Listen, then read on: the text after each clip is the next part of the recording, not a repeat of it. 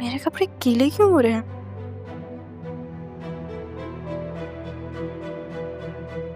Phone charge.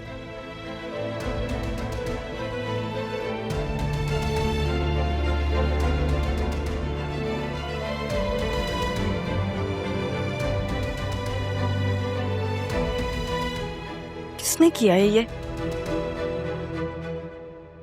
Oh my God, तुम्हारे तो कपड़े गीले हो गए। ये तुमने किया? तुमने नींद में किया होगा और मुझ मासूम पे इल्जाम लगा रही हो। मैं तो अभी अभी आई हूँ, ये कहने आई हूँ कि यहाँ मुफ्त में रह नहीं सकती हो तुम। जाकर अपना बंदोबस्त करो, दफा हो जाओ यहाँ से। मुफ्त का घर, मुफ्त का कमरा, मुफ्त का खाना, ये सब नहीं मिलने वाला तुम्हें। अच्छी खासी हो, जाकर नौकरी तलाश करो, और तुम्हें तो मिल भी जाएगी, शक्ल भी ठीक ही है तुम्हारी। मैं मुफ्त में रहने नहीं आई यहाँ पे। मैं बस एक मौके का इंतजार है, या फिर शहजादे का, या तुम्हारे लिए शहजादों की लाइन लगने वाली है।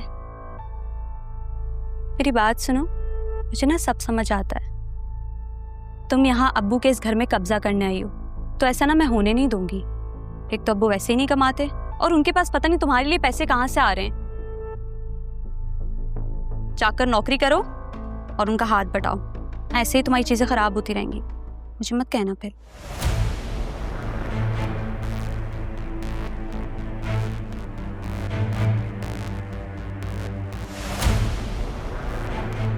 मैं यहाँ आई क्यों?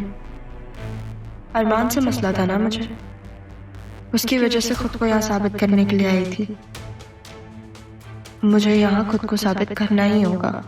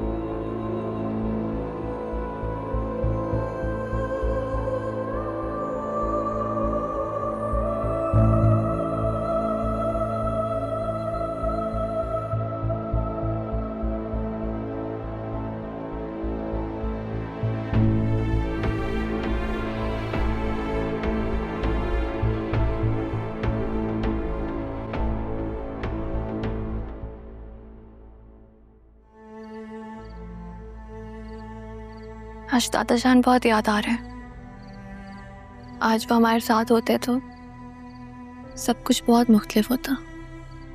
क्या बातें हो रही हैं आप दोनों में? कुछ नहीं, बस ऐसी बात कर रही थी। तुम तो जरियों के साथ ऑफिस गई थी ना, कैसा रहा दिन? अच्छा था दिन। अरमान ने एक फाइल देनी थी बाबू को देने के लिए। अरमान ने फाइल? कौन सी फाइल? वो ऑफिस में क्या करने आया था? वो फाइल तो मैं ऑफिस ही भूल आई। एक काम करती हूँ, मैं जरीन को मैसेज कर देती हूँ आते हुए।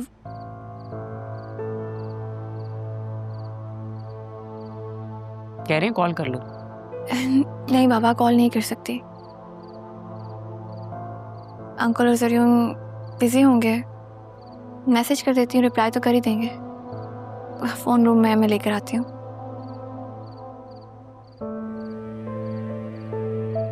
अंदर ले चलो, दवाई का वक्त भी हो रहा है।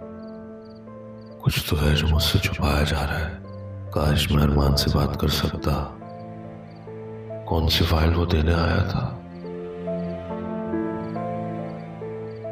अंदर से भेजो किसी को बाहर।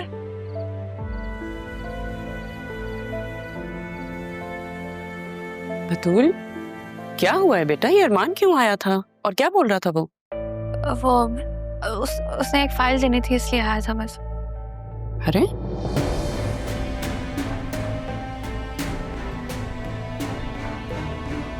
ये क्या हुआ? जरीन ने मारा है? नहीं, जरियो ने नहीं मारा, वो बस मैं इसी तरह मैं बताता हूँ आपको इसके हाथ पे क्या हुआ। मामा वो मैं दरवाजे से निकल रही थी तो पता नहीं चला कब हाथ लग गया। झूठ बोल रही है आपकी बेटी। मैंने ही धक्का दिया था इसको, इसकी हरकतों की वजह से। मगर क्यों? क्योंकि मेरे पीठ पीछे ही अरमान के साथ राब्ते में है। पता नहीं किस किस्म के मैसेजेस एक्सचेंज होते हैं इनके बीच में। मेरी इज्जत का तो ख्याल नहीं है इसको। ऐसी बात नहीं है सर। चुप, बिल्कुल चुप। झूठ नहीं बोलना मेरे सामने। एक मिनट, इतना गुस्सा करने की क्या जरूरत है? तुम दोनों बैठ के आराम से भी बात कर सकते हो। I'm so sorry, लेकिन ये हमारा पर्सनल मैटर है, हमें ही रिजॉल्व करना पड़ेगा। आप इसमें मत पड़े प्लीज। आप जाएं यहाँ से प्लीज।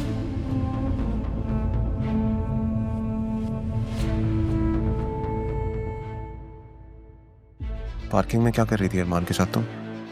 हाँ, तुम्हें जरा सा भी मेरी इज्जत का ख्याल नहीं है? मना किया था ना मैंने, मना किया था ना।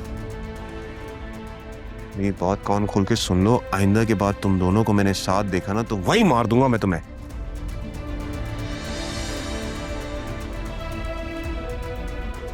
और अपनी अम्मी को इन्वॉल्व करने की जरूरत नहीं है बीच में। हमारा मैटर है ना, हम सॉल्व करेंगे। हटो सामने से।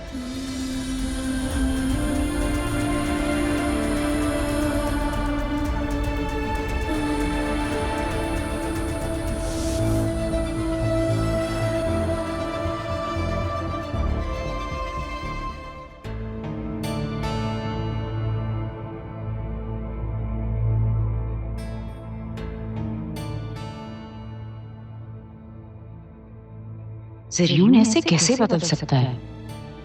सब कुछ ठीक चल रहा था, अचानक बिहेवियर चेंज कैसे हो सकता है?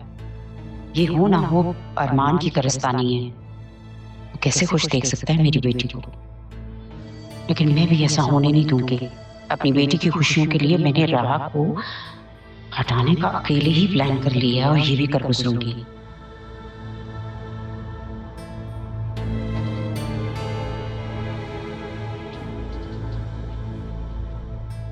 ये रमीज कहाँ मर गया है?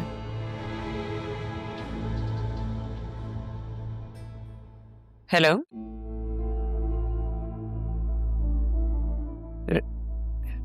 रमीज कहाँ है? कौन बात कर रहा है? मैं आसिया बोल रही हूँ। रमीज से बात करवाइए मेरी, उससे काम है मुझे। ये तो वही है, इसकी कॉल।